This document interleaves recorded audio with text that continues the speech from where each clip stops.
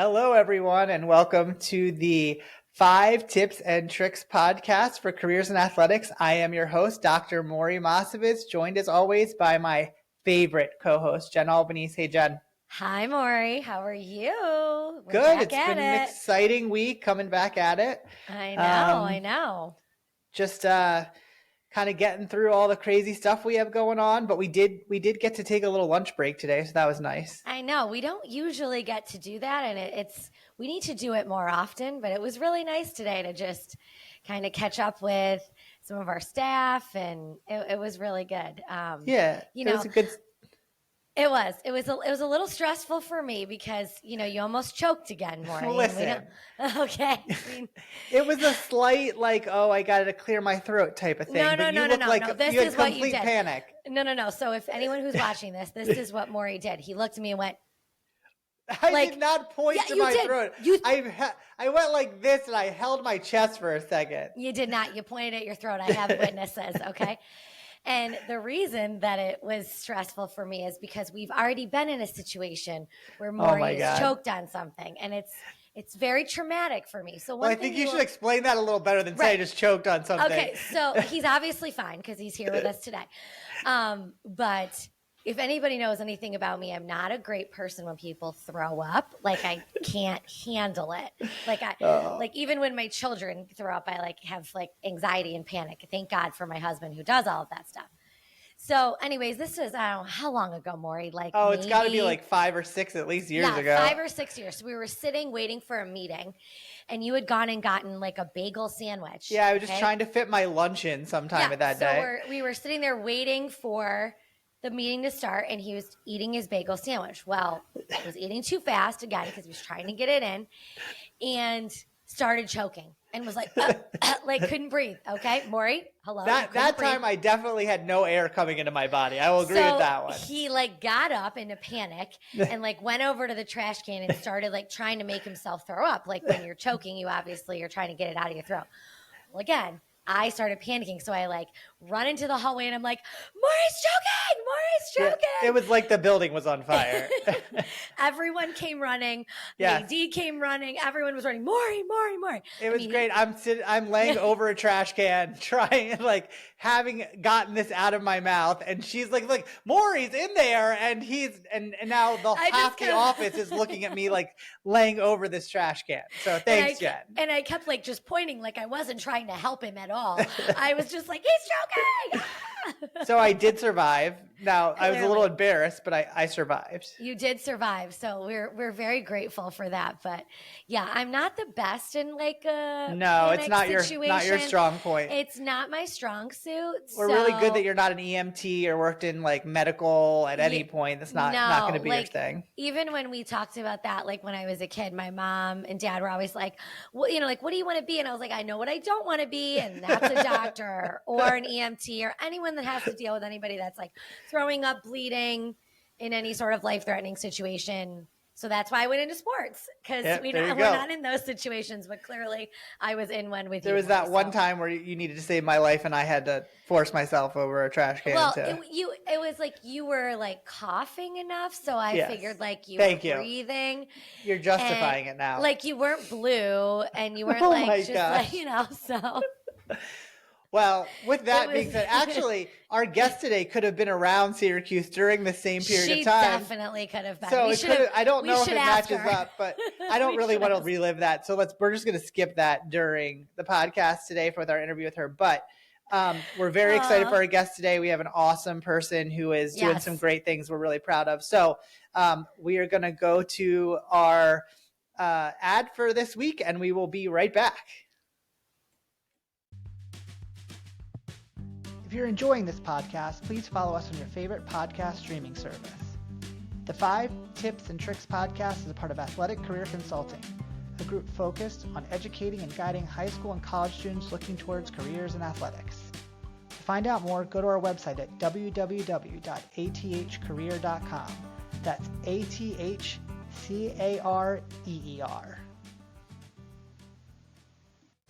Okay, everybody, welcome back. And we have our guest today. So, Maury, let's do a nice introduction. I'm really excited about this one. A passionate ice hockey player, this woman spent 4 years on the Cornell University ice hockey team.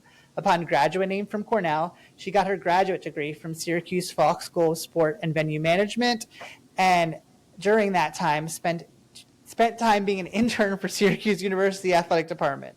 Upon graduating from Syracuse, she started working for SMG, now ASM Global, as a facilities manager for the McFetridge Sports Center.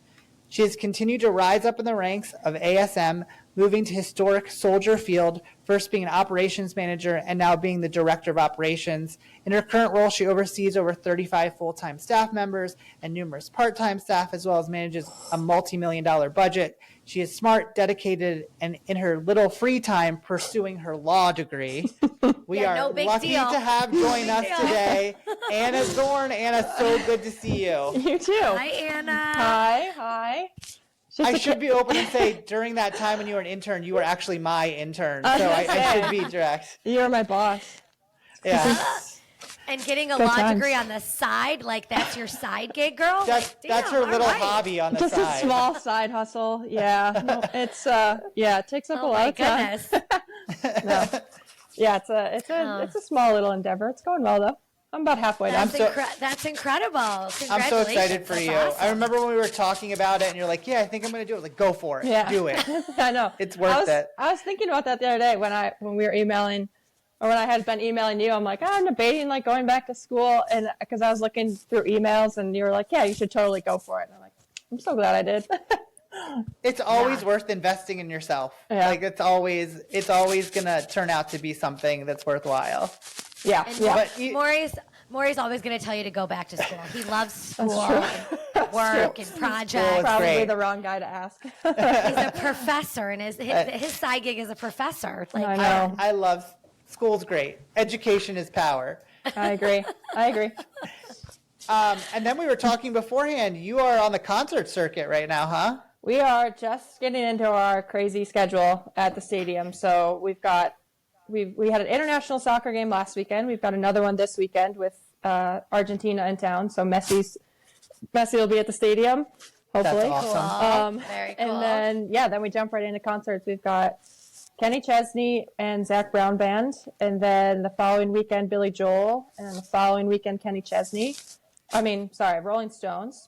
And then we've got like a no week. big deal. Rolling Stones. Rolling Stones for 2 nights, which is wild that they're able to do that. That's crazy. Yeah, and then we've got like a week or 2 break, and then we've got George Strait, and then a little bit of a break in the Metallica for 2 nights, and then Pink at the end of August. Wow. Yeah, cool. crazy. And then obviously football mixed in there in August too. Exactly. Every Slide once in a that while in. you have a football game that'd be happening here or there. Yeah, exactly. So cool. Yeah. Very busy. Cool. Okay, well, let's dive right into it. What's your first tip or trick to share with everybody? Yeah, I put a lot of thought into these. Let me just tell you, but that's like very much my thank you. personality. I was like, these so have to good. be the 5 best tips I could ever think of.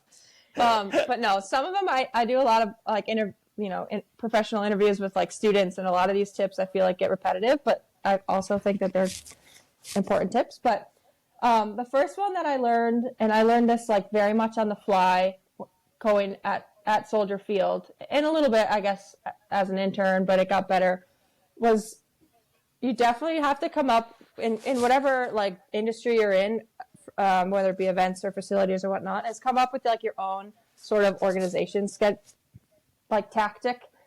Find something that works for you. Like for me, I'm huge on checklists. Like I will write every meticulous detail down that I have to do that day, because there's just so many things to get through for an event planning and facility management. Like there's so many things to do in a day that I'm very much meticulous list maker.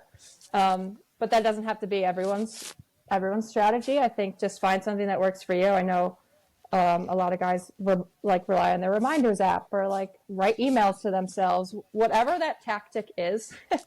We are in a very, very hectic industry. So like you just have to find something that works for you and works for your schedule and works for your learning style. And I think, just being very as organized as you can, I think was a skill that I had to learn to get better at, just to keep you on track. But yeah, that was the first one. I remember you being pretty organized as an intern, so you had it there as a foundation.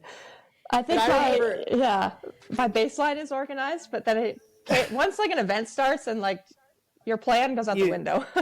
You're just trying to work through it at that point. Yeah. But like I can remember guys or people that would just have like yellow steno pads full of like, no, especially like stadium operations staff, or when you're going to do like events, it's just like a pad full of ongoing lists, and like how important that becomes about just trying to keep track of it. And like it seems like a simple thing, but if you don't like keep your mind on it, especially like I remember doing the East Regional and trying to get through all of those things and all the details and like what you're doing with all the concerts that you have going on, like there's no way for any human being to like possibly remember all these different things that you need to do. So no, lists are so key. I'm the same way. Like, and it's facilities, but it's also really in any other like department. Like especially in college sports when you're working on like in the fall when we've got football, soccer, field hockey, volleyball, ice hockey starting up. Like when you've got so many different sports going on, to try to keep that all straight. If you don't have, like you said, an organizational like way that you do it, and if it's like a list or sticky notes, like one of my coworkers used to be like a sticky note queen, so she had sticky notes everywhere in her office. Like I got to do this, I got to do that, but that's how she stayed organized. Because again, you can't remember it all, and when people are relying on you to do certain things and accomplish certain things, it's important to stay organized. That's such a good one. We really haven't heard that one, so it's a good key one. Okay, that's a good one. So, all right, good first one out the gate. Nice job, Anna. Thank you. Yeah, I told you I put a lot of thought into these. I was like, I want them to be a little original, but that's so important to me. I literally walk around all day with like a notepad or like a tiny little like flip book in my back pocket every event, mostly on event day, because like things just pop up and you lose track of everything so quickly.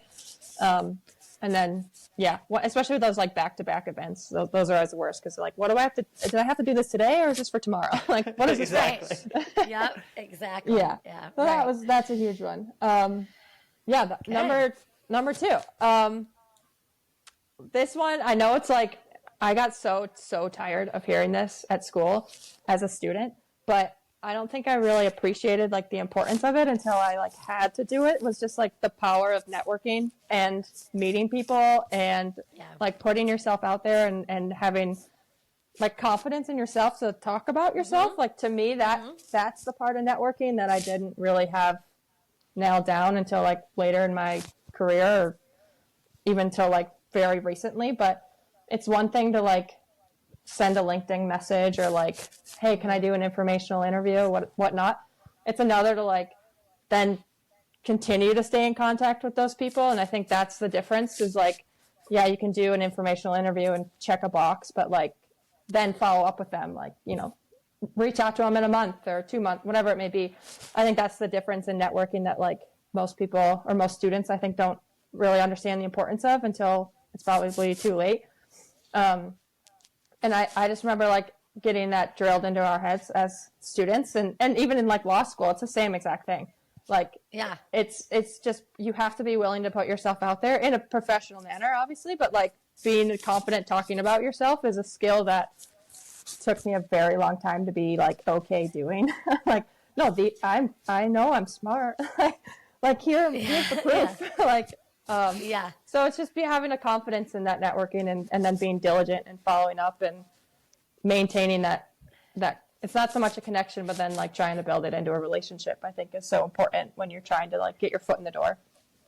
Absolutely. Yeah, for sure. I think it's people forget about the follow-up. That's like the most important part. Like, don't just reach out to people when you need something, when you need a job, when you need an internship, or, continue that connection even after you have the job, because you never know when you're going to need them. That next step. I have one intern that does that. One out of all the interns that I've ever had. I have one intern that still sends me an email like, once or twice a year checks in. How are you? How's work? She tells me how she's doing. And like, that's a person that I always think about. So that follow-up is so key, because I don't think people think about that. They're just like, oh, I need a job. I'm going to send a LinkedIn message. I'm going to go on this informational interview.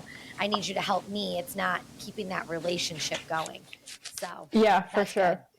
And it's more than just like you said, it's more than contact. It's a literally building a relationship, because someone, it ends up being like, are you going to be a recommendation for someone? Are you going to be someone that you want to reach out to and say, hey, this is a person I feel like could be really good for a job, and I know this job, and I think you should look at it like that. That's a huge difference between like, oh, I met them once at an event. Yeah. Right. Yeah. Right. Yeah. I mean, like, case in point, like this, I mean, like it's staying in touch with people like you guys. And then this year I'm on the young alumni, or it's not young alumni, emerging leadership council for the SPM department at Falk. And it's been so fun to just like reconnect with like Vili and Gina and all these awesome people that like I've stayed in touch with since leaving Syracuse, but it's like so much cooler now to do it as almost like in a peer way, almost like, you know, as a contributing alumni. It's so fun. So that's been a really cool experience to be able to keep in touch with them and just continue to build new relationships and network with all these really awesome people on this council. Some very impressive people on our council. So that's, it's so cool to be, and I wouldn't really have been able to do that unless I like stayed in touch with Vili and Gina and all these people. So yeah, it's super important to like just continue to build those relationships and maintain them. That's awesome. Okay, Anna, let's hear your third tip here. Yes. Tip number 3, I would say, is, and I mean this in the nicest way, of like, never be afraid to apply for the job and not the internship. And I mean, what I mean by that is like, I think a lot of students come out of like a program and being like, I need to go find the best internship I can find. Like, no, you're coming out of a really good, I'm speaking of Syracuse, but like you're coming out of a well-renowned sport management program. You are so qualified for a job. Like, go after that.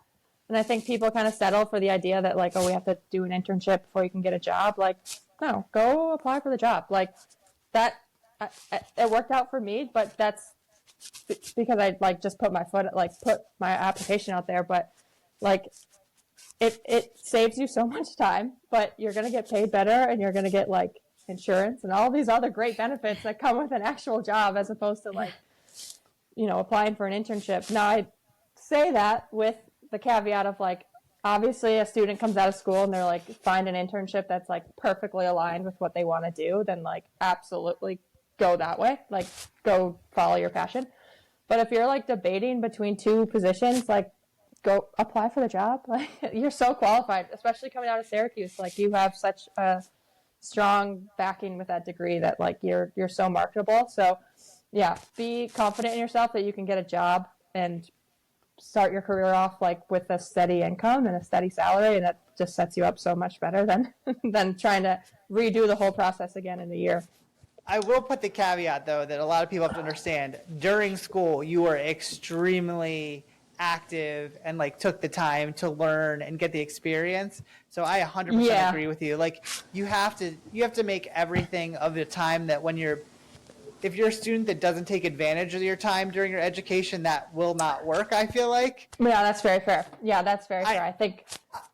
I think I look at you who like took everything that you had and like put it into getting everything you could out of your experience, like within your education, which made you very marketable. Like, and I think and I agree with you. Like, you really should set yourself up for that. You don't need to do an internship after college because you took advantage of everything. So, you know, those guys that do that, I think 100% you're right. And I think people are afraid to make that jump into their first job.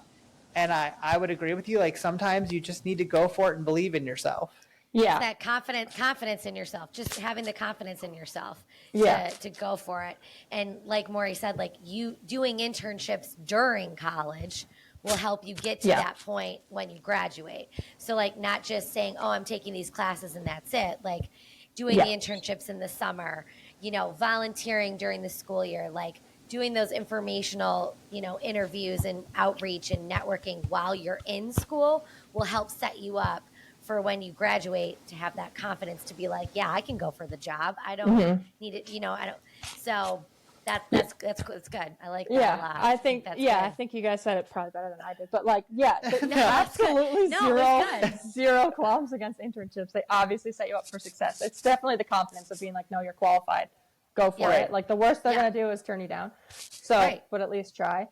And I will say though, I agree with you. There's a lot of kids that walk out and go like, oh, I got to do an internship. And they're perfectly like, I've told many students, like, why aren't you applying for jobs at this point? You've set yourself up in the right way to do it to go, but there's this confidence concern. And there's plenty of entry level jobs that are I don't want to say like internships, but are entry level enough where you can build up more confidence in yourself. You can get paid. You can get, like you said, all the benefits and whatnot. So already try to get your foot in the door that way. On the marketing side of things, we always talk about like sales is always your foot in the door. And that's, and people like say, oh, I don't want to do that. That's like the best place to start. If you're like marketing or sales and service or fundraising or sponsorship sales, like just ticket sales is like the way to start because you learn so much from it. You learn so much about yourself. And those jobs are not meant to be forever. Like those are meant to start and help and build your career. Yeah. So it's a full-time job. It's not an internship. So again, love internships. I'm the first person to say the same. But we need you interns. We need the interns. We need you interns. Don't want to turn them away. Exactly. But it's good to have that confidence in yourself and be willing to try. Like you said, what's the worst they say? No, you're not. They turn you down, you interview, you get that experience of interviewing, and then you just don't get it. That's okay. So. I think the same can be said too. Like when people start applying for things, specifically in the sport world, like I feel like everyone just thinks of like NFL, MLB, like the big four leagues. It's like there are so many more opportunities at like the minor league level, the college level, the D3 level. Like I feel like people like have their sights set so like on those four things, and that's great and that's awesome. But like I feel like you learn so much more at those lower tiers because you're forced to wear like so many more hats and they ask so much more of you. So like when it comes time to applying for those positions, like I would encourage people to look outside of the big four. Like go work for any minor league team and you're going to be asked to do so much and you'll learn so much. You're going to learn how to pull a tarp, mascot, work in the merchandise store. I did all of those things. It's so true. I am better for it. Yes, it's so true. It builds character. It does. It does. Yes. I love it. Okay. Cool. Ready for your next one? Yeah, Number four. Yes, this one I think applies to any industry, but specifically in the sport world, like we all know what we signed up for. We all work so many weekends and we work incredible hours. So we work so many hours. I mean, case in point, Tamori tonight. But like, I think with that being said, like we all love what we do, but then you just have to find time to take care of yourself and whether it's a day a week or just an afternoon a week, like put your phone away, put your emails away, like the world will continue to spin for the next 2 hours while your phone is over there. So find a hobby, like find something that just like you're able to turn your brain off from operations or facilities or event, whatever it be. Like find something that's not work related that you can kind of escape from, because I feel like our job can be 24/7 sometimes, and it's so hard to disassociate. I think that for me, my disassociation from work right now is school. So, I don't know if that's the best route to go, but that's a good distraction. Like when I'm at school, I don't look at my email. I don't look at my phone. Like I'm only focused on school, but obviously you have to be, but it's so nice because then like I'm able to turn that part of my brain off, and it's kind of relaxing in a way. You're like, you know what? If it's really an emergency, they'll find a way to get a hold of me. But like, they find a way. I'll come back. Yeah, right. They will find a way. But it's like whatever industry you're in, like it's so important to just find those pockets of time to just like step away and realize like what we do is not really life or death. It's a very important work, but like Correct. make sure you find time for yourself. And that has taken time for me to like realize the importance of. But yeah, we work so many hours. It's crazy. You have to find time to escape. Yeah, it's a great tip. I'm waiting for Jen to let out my secret about what I'm doing right now. I was like 100%. So I've started fly fishing, Anna, which is like exactly. It's not in my normal wheelhouse. So wow. I'm laughing because I went out the other day and I felt more like an ornithologist because I saw way more birds than I saw fish. And he pulls that word out, and I'm like, "What did you see?" That's what I was just gonna say. That I go, "Wait, what did you see?" Ornithology. Let me write that down. Bird watching. Yeah. And I saw like twice as many birds as I saw. Well, no, I saw no fish and saw tons of birds. Are you gonna learn their different calls and stuff? Are you able to like identify Well, I'm a not bird? doing ornithology. I'm trying to fly fish. It's not my fun. I'm trying to catch a fish. Got it. And that's why he's the doctor, Anna. That's why he's the doctor That's on this. true. No. You know, sorry, Doctor. he uses the big words, and yeah, you're right. He said it, and I'm like, "What did you see?" And he goes, "Birds." And I was like, "Oh, you could have just said birds." Ornithologist is a very normal word. It's not Ooh. at all. Oh my It's gosh. not. It's really not. When is the last time you heard that word used outside of your mouth? I've never heard it in context. Literally, I've never heard it until he said it, and I was like, "What is that?" So I've heard it before I've said it. okay.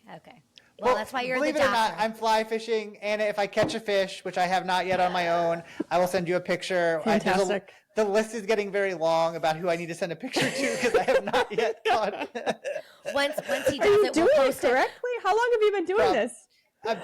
So I took a lesson with like a friend, and like we've been through all of it, and since like I started, it's probably been like 4.5 months, but I've only been out like 3 times, so it's So not. if he catches it, you're gonna send it to all your friends, and we'll post it on our socials, so Fantastic. everybody can feel like they're part of Maureen's fly fishing journey. Oh, I love this for you. It is But a you're journey. so. I also don't right. think I'm going to catch a fish in like 2. I think it's like 2 years. I hope someone's just going to go out there and like plant one for you. 100%. That's the only way I'm getting a fish. It's going to be me. We need the social content. It's going to be me.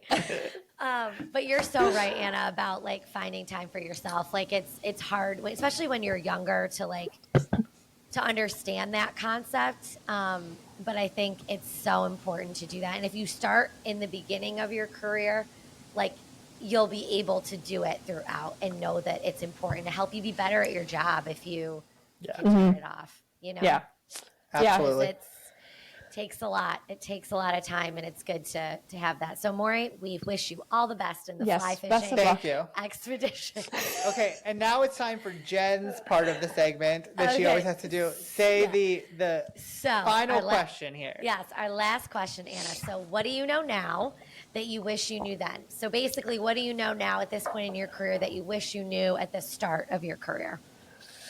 I think this one, I feel like I knew it, but I didn't appreciate it as much. But I would say, like, never be afraid to ask questions. I think when I first started out, I was even as an intern, I'm sure Maury can probably attest to this, but like I think I'm a very quiet person when you first meet me, and like I'm very much a problem solver, and I want to figure things out, and there's something to be said for that, for sure. But like in any industry, but like when you're first starting out, don't be afraid to ask questions. I think it shows that like you're wanting to learn, and you're like eager to learn, and you're paying attention to things, so it shows that you're engaged in what you're doing.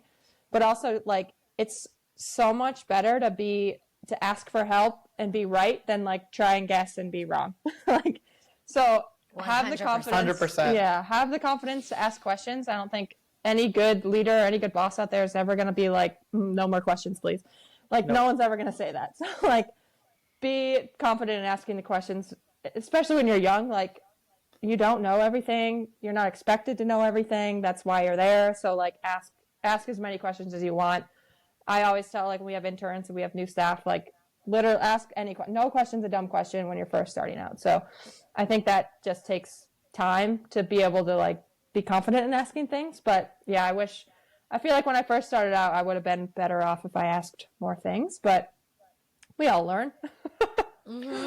I mean, I feel like I take it for granted how much you know. Like when you're a leader or supervisor, you don't always think about, okay, well, maybe that person doesn't understand this right away, which is okay because they're especially interns or new staff. Like they might not know certain things, and so I always appreciate that someone's like come up with like a good question, like, hey, how do you do this? And I go through it with them, and then the best part is like you show them once, and then they got it and they're off and running, and you never have to really worry about it again. Right. I always say like I'd rather have you ask me than do it wrong. That's the thing. Like when I think about like when we're doing stuff on the field and we're doing a promotion or something, I'd rather have you ask me 5 different times on how to do it 100% than do it wrong, and then we get a penalty, or we don't get it in the timeout, or the sponsor is upset, or like I'd rather have you ask me than do it wrong. So, I mean, I still ask questions. I'm always calling Maury like, wait, how do I do this? Like, what do we do here? So, wait, how do I get my camera to work? Turn on and off your computer. Restart. Yeah, exactly. Yeah. So that's a really good thing to keep in mind. It's really smart to think about it that way. Yeah, I think it's just like it comes with confidence, and I think that obviously comes with time too. But yeah, asking questions, it's never like it shouldn't be seen as like you don't know things in a bad way. It's like, oh, you want to know things. Cool. Like, exactly. I'll tell you. Exactly. So you want to make sure you do it right. Yeah. Right. Yeah. Right. And that you can learn too. Like you want to do it right, but you also want to learn so that you can continue, Yeah. So that was a good one. Anna, these were great. Anna, you did an awesome job. It's been really great seeing you. And, I know Jen and I are always excited to have people back that have been interns for us and have killing it out there in the world. And you're definitely an example of that. So proud of you. Well, thank you. I had some pretty good mentors, so I can't take all the credit.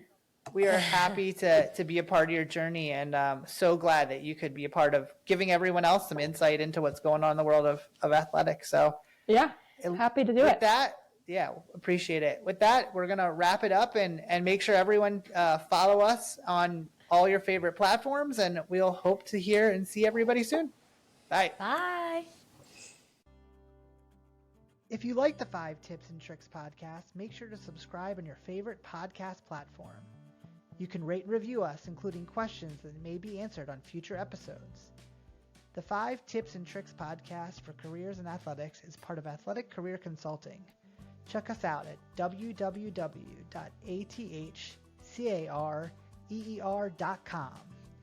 Don't forget to follow and like us on your top social media platform.